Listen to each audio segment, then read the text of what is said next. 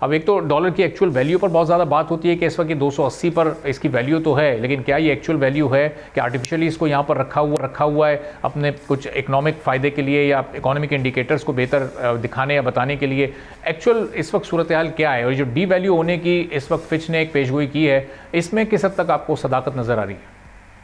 السلام علیکم جناب، آپ کا مدعو کرنے کا شکریہ۔ دیکھیے جناب، بات یہ ہے کہ یہ جو پریڈکشن آ رہی ہے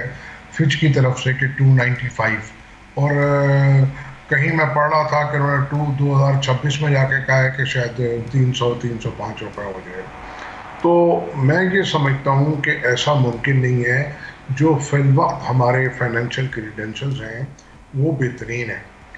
اور اس کے مطابق مجھ کو ڈالر ویک ہوتا نہیں لگ رہا۔ جیسے آپ نے فرمایا کہ ایک وقت تھا کہ ڈالر ہمارے ہاں گرے مارکیٹ میں 350 تھا، اوپن مارکیٹ میں 335 تھا، اور انٹر بینک کے اندر 315 تھا، یعنی کہ اس طرح بڑے بڑے گیپس تھے۔ تو اس کے بعد پھر جو ایڈمنسٹریٹو میئرز لیے گئے اسٹیبلشمنٹ نے، چیف آف آرمی اسٹاف نے، گورنر اسٹیٹ بینک نے، اور کیئر ٹیکر گورنمنٹ نے، اور جو آج تک خوشی کی بات ہے کہ موجودہ حکومت بھی انہی ایڈمنسٹریٹو میئرز کو لے کے چل رہی ہے، تو نہ صرف ڈالر کے ریٹ ٹھیک ہوئے، آپ کا اسٹاک ایکسچینج ٹھیک ہوا، ریمیٹنس ٹھیک ہوا، اسمگلنگ ٹھیک ہوئی، ٹریڈ بیس منی لانڈرنگ، ٹریڈ بیس جو اسمگلنگ تھی وہ ختم ہوئی، یہ ختم تو نہیں ہوئی، کم ہو گئی کافی۔ اور اس وقت بھی پروڈکشن ہو رہی تھی کہ خدا نہ کرے پاکستان ڈیفالٹ کر جائے گا۔ تو میں نے دیکھا ہے کہ جب بھی پاکستان کے معاشی حالات ٹھیک ہونے لگتے ہیں، امن و امان ہونے لگتا ہے، تو جو اینٹی اسٹیٹ ایلیمنٹس ہیں یا اور چیزیں ہیں وہ پاکستان کی تصویر کو خراب کرنا شروع کر دیتے ہیں۔ میرے مطابق جو ڈالر کا ریٹ ہے ابھی 280، وہ بھی جو پاکستانی روپیہ ہے وہ انڈر ویلیو ہے، اس سے کم ہونا چاہیے، کیونکہ دو اسکول آف تھاٹ ہے ہمارے یہاں یہ کہا جاتا ہے ایکسپورٹرز کے دباؤ میں آ کے کہ اگر ہم نے ڈالر کا ریٹ اور نیچے کیا تو ہماری ایکسپورٹ افیکٹ ہو جائے گی۔ اگر ہم